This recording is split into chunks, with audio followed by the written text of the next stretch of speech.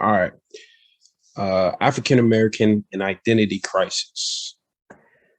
So, do we really know our history? Most of us don't. Most of us have been taught in school that our history starts in the 1600s when Europeans came to Africa, and we leave it there. We don't really go back further than that. We do know that we're descendants of slaves from the transatlantic slave trade, but beyond that, there's not really a whole lot of information that we're given. And up until the past couple of years, I know personally for me, I haven't really done a whole lot to kind of figure that part out. Um, our history has been written for us. It's important for us to know our history so that we can progress in our future. There's an emptiness of not knowing who we are.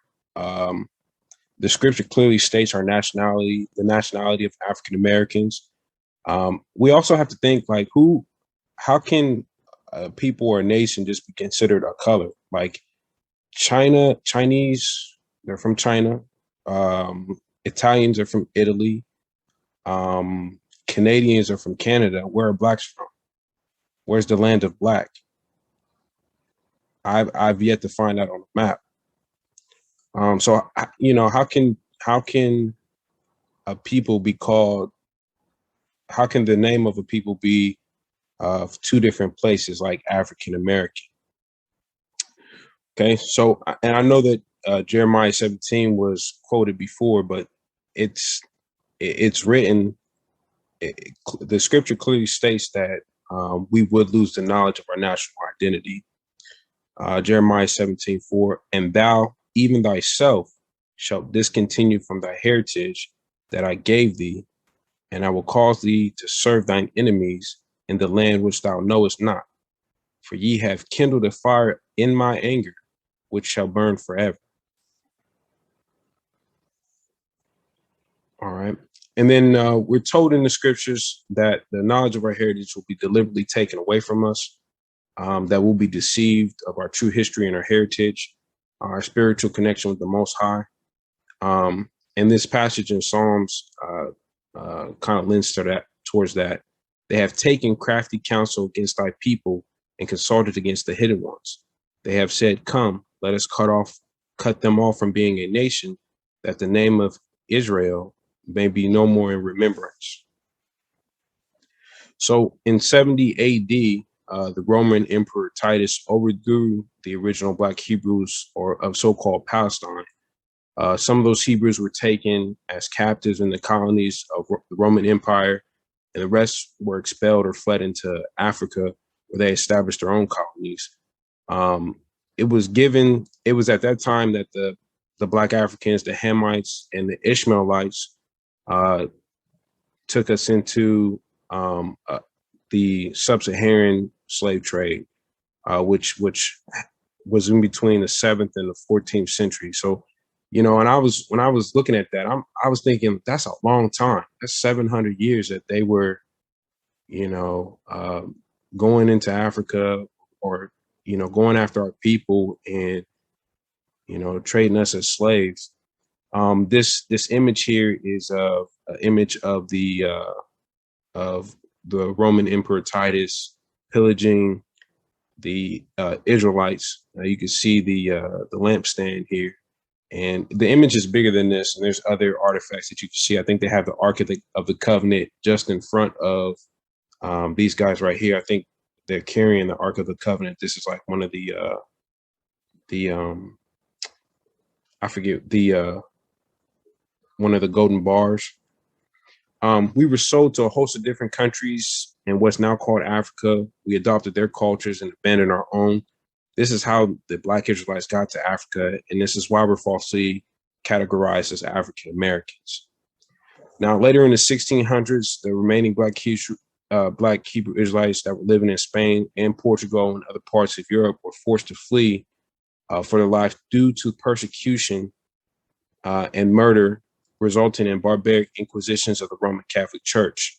Now, this here is King Carlos, and I'm gonna get to him in just a second, but he did decree to expel any persons not worshiping the Roman Catholic theology in Spain around the time of Columbus's arrival to the Caribbean in 1492. Now, keep that in mind. Columbus, Caribbean, 1492. The original Black Hebrews fled to Africa, Asia, established colonies there. Many of those were again captured by the Arabs and the Hamites and later sold to the Americas. So that happened more than once. We were, I often think about after 70 AD, what happened to us? Well, we were very much like where we were in the past 400 years in captivity for some of that time.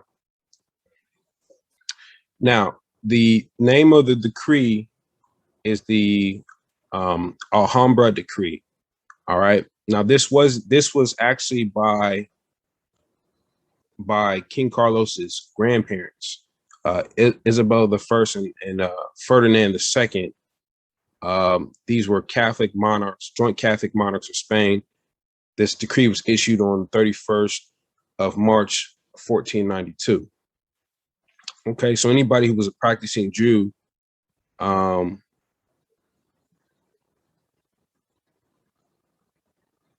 they had to take their possessions by the 31st of July and get out. So you got March 31st to July 31st. That's only 4 months.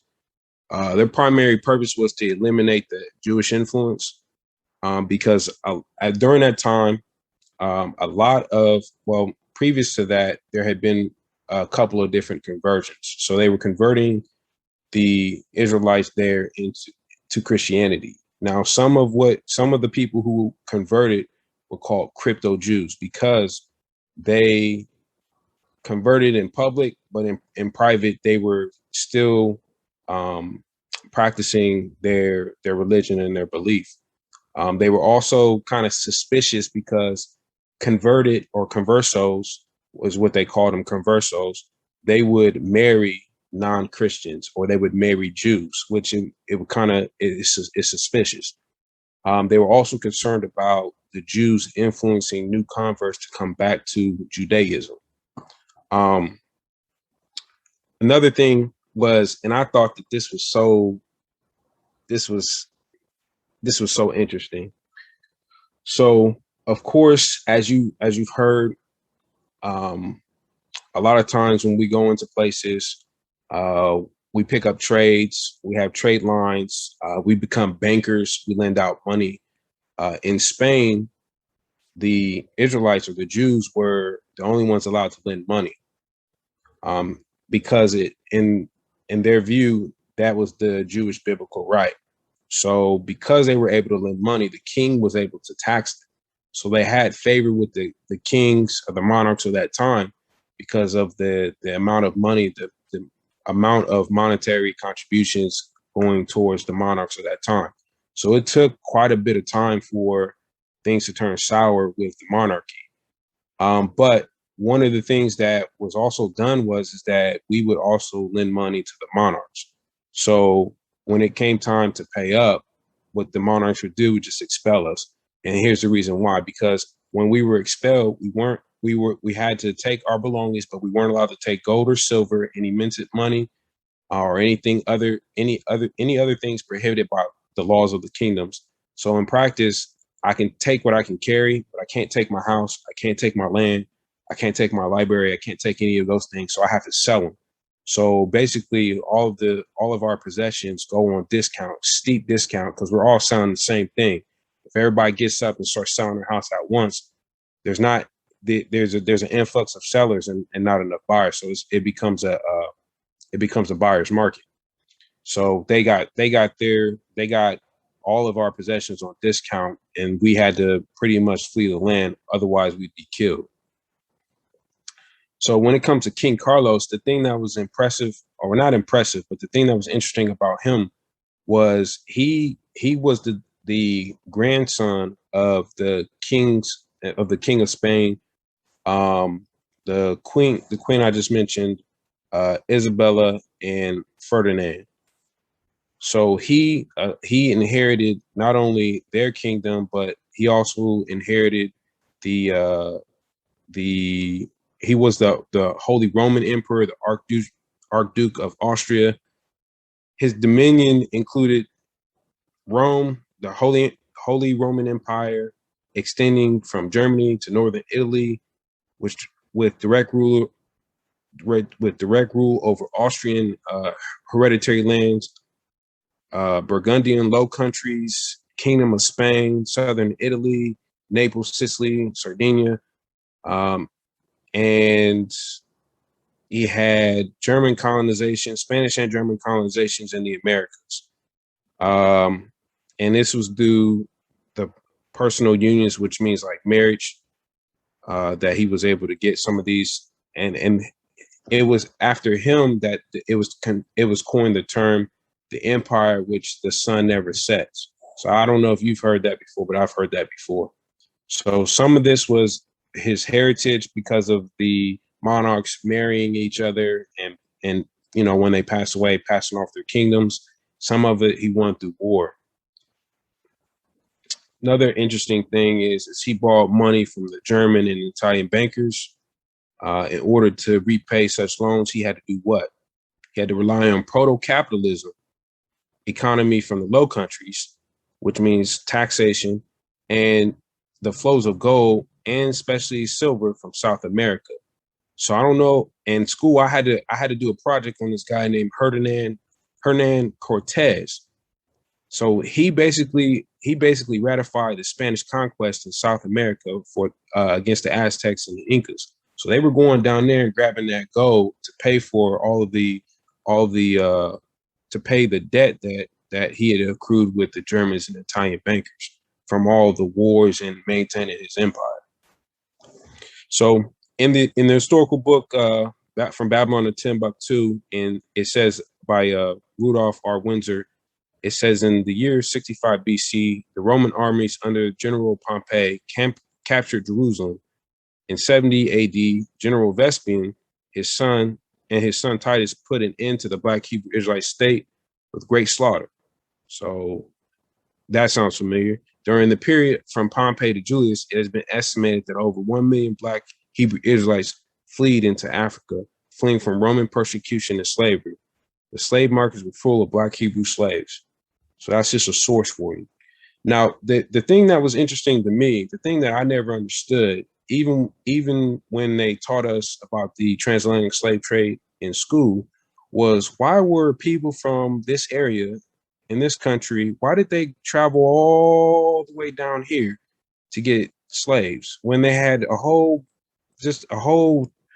nations of people that lived along here?